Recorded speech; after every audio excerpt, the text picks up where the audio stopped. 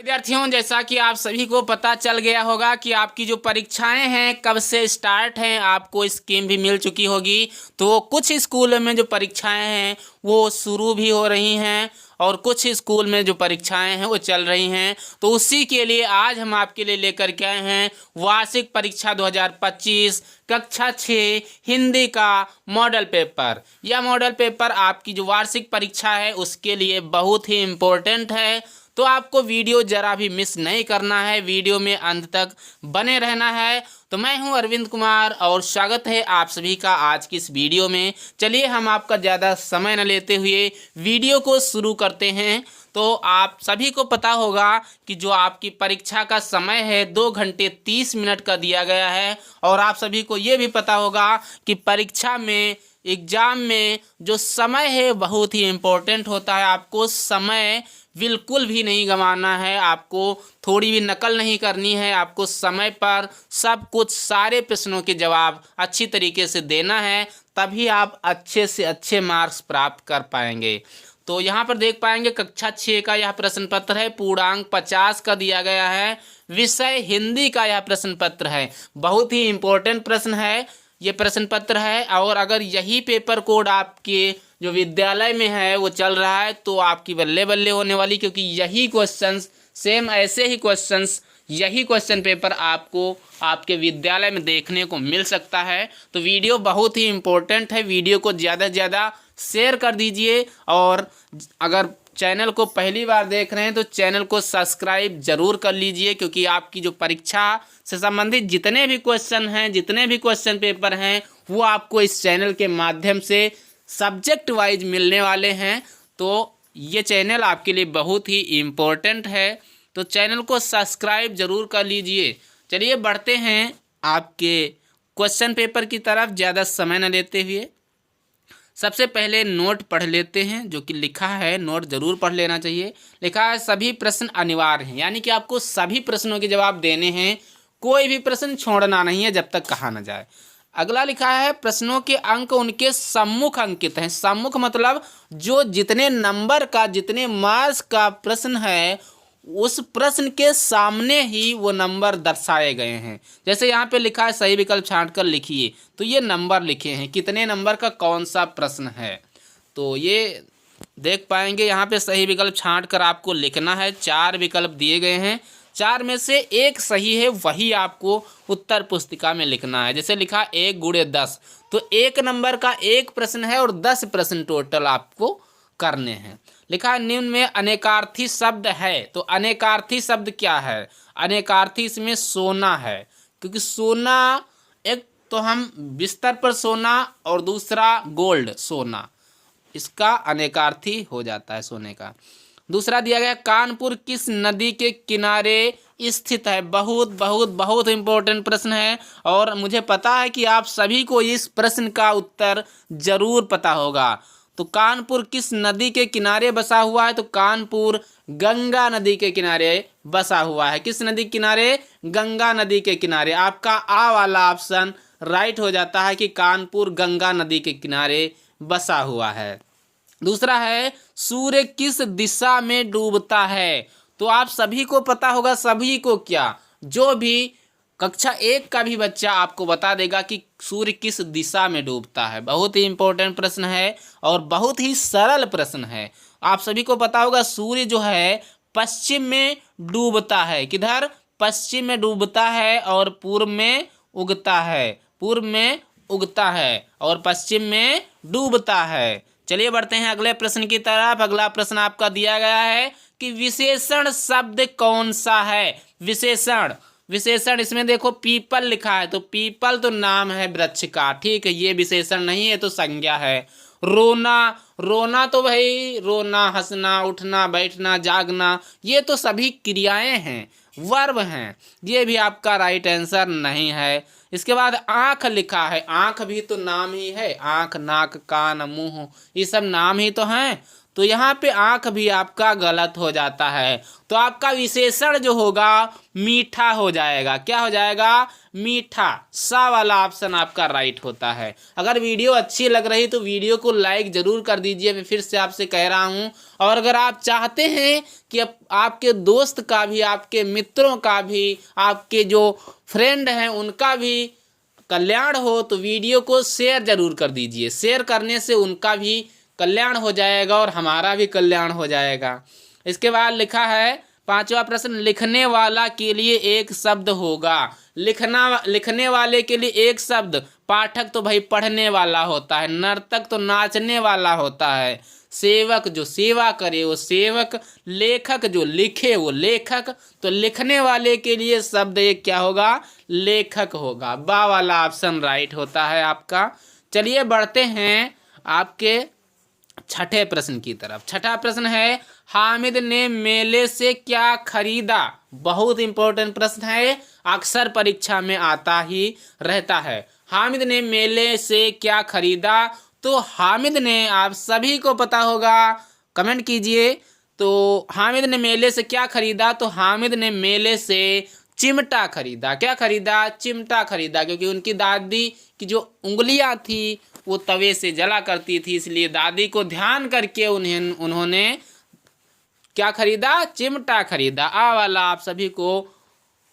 आप सभी के लिए क्वेश्चन आ वाला सही है, 6ठे का आ। इसके बाद 7वां है, बापू किस महापुरुष को कहते हैं? बहुत बहुत इंपॉर्टेंट प्रश्न है।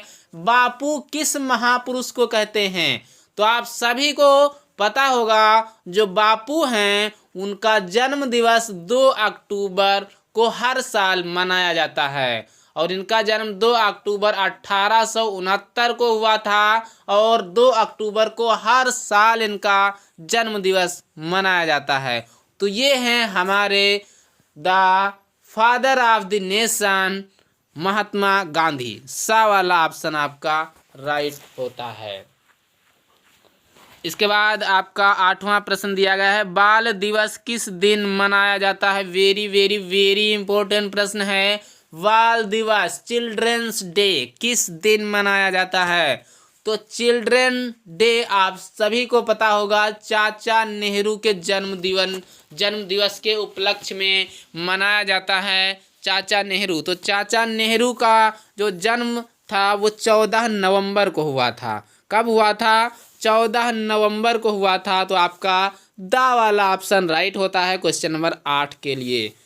इसके बाद क्वेश्चन नंबर 9 दिया गया है, 9 है कि आओ फिर से दिया जलाएं। बहुत अच्छी रचना है ये, और ये किसकी रचना है, किस लेखक की रचना है? तो आप सभी को मैं बता दूं, आओ फिर से दिया जलाएं हमारे अटल बिहारी वाजपेयी जी की रचना है। सा वाला ऑप्शन राइट होता है। चलिए बढ़ते हैं 10 नंबर प्रश्न के लिए कि खग का समानार्थी शब्द है। खग का समानार्थी क्या है? तो खग मीन्स होता है पक्षी। तो क्या हो जाएगा? पक्षी। बाकी तो ये सभी जो हैं ये तो जानवर हो जाता है, और सारस मृग ये पक्षियों के नाम हैं, और जबकि खग जो है ये पक्षी का समानार्थी है। द वाला ऑप्शन राइट होता है। चलिए बढ़ते हैं प्रश्न नंबर 2 की तरफ, और प्रश्न नंबर 2 लिखा है, निम्नलिखित प्रश्नों के उत्तर दीजिए। 1 गुणे 10 बराबर 10, यानी कि एक प्रश्न 1 नंबर का है और 10 प्रश्न आपको करने हैं, तो 10 नंबर आपको मिलेंगे। यहाँ पे लिखा है पहला प्रश्न, हार की जीत कहानी के लेखक का नाम लिखिए। तो ये आपको देख लेना कि जो हार की जीत पाठ है हमारा, उसके सबसे अंत में लेखक का नाम लिखा होगा, ये देख लेना, उसके बाद याद कर लेना। इसके बाद दूसरा लिखा है, माह में कितने पक्ष होते हैं? तो एक माह में 2 पक्ष होते हैं, कृष्ण पक्ष और शुक्ल पक्ष। इसके बाद तीसरा है, ईदगाह किसकी कथा है? तो ईदगाह मुंशी प्रेमचंद जी की कथा है, मुंशी प्रेमचंद जी के द्वारा लिखित एक कथा है। तो आपको लिखना है ईदगाह के लेखक मुंशी प्रेमचंद जी हैं। इसके बाद चौथा प्रश्न है, बाबा भारती के घोड़े का नाम क्या था? तो आपको बताना है कि बाबा भारती के घोड़े का नाम क्या होगा। आपने पाठ अच्छी तरीके से पढ़ा होगा तो आपको पता होगा। चलिए बढ़ते हैं क्वेश्चन नंबर 5 की तरफ। क्वेश्चन नंबर 5 है, इंद्रधनुष में कितने रंग होते हैं? सभी को पता होगा इंद्रधनुष में कितने रंग होते हैं। इंद्रधनुष में कितने रंग होते हैं? 7 रंग होते हैं। चलिए इसके बाद पाहुन शब्द का क्या अर्थ है? पाहुन का, इसका आपको बताना है। इसके बाद जन्म का विलोम शब्द क्या होगा? जन्म का उल्टा, विलोम का मतलब है उल्टा, तो जन्म का विलोम हो जाएगा मरण। क्या हो जाएगा? जन्म का मरण। इसके बाद आपका 8वां प्रश्न है, कुंभ का मेला भारत में कितने स्थानों पर लगता है? कुंभ का मेला, आप सभी को पता होगा कि जो कुंभ का मेला है वो चल रहा है, बहुत ही जोरों शोरों से चल रहा है। और आप सभी को ये भी पता होगा कि हर 12 वर्ष बाद कुंभ का मेला लगता है। और कुंभ का मेला पूरे भारत में 4 जगहों पर लगता है। तो आपको लिखना है कुंभ का मेला भारत में 4 स्थानों पर लगता है। इसके बाद 9 नंबर प्रश्न है, सीता खेल रही है वाक्य में संज्ञा शब्द क्या है? आप सभी को बता दूं मैं कि संज्ञा होता क्या है। संज्ञा का मतलब है किसी का भी नाम। जैसे मैं बोल दूं कि आपकी क्या संज्ञा है, अर्थात आपका क्या नाम है, तो यहाँ पे संज्ञा का मतलब नाम है। तो इसमें वाक्य में संज्ञा अर्थात नाम क्या है, तो यहाँ पे सीता जो है ये नाम है। तो यहाँ पे लिखना है वाक्य में सीता संज्ञा शब्द है। इसके बाद 10 नंबर प्रश्न है, मेरी माँ किसकी आत्मकथा है? ये आपको बताना है, कमेंट करना है इसके लिए। इसके बाद प्रश्न नंबर 3 दिया गया है कि निम्न प्रश्नों के उत्तर दीजिए। सर्वनाम की परिभाषा उदाहरण सहित लिखिए। 5 नंबर ये आपको फ्री के मिल रहे हैं, क्योंकि इससे सरल अगर प्रश्न आ रहा है कोई तो नहीं आएगा।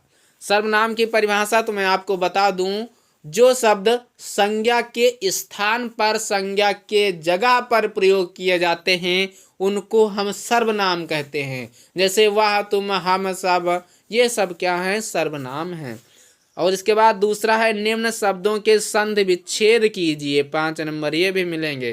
परमात्मा लिखा है तो इसका जब हम विच्छेद करेंगे तो परम धन आत्मा हो जाएगा।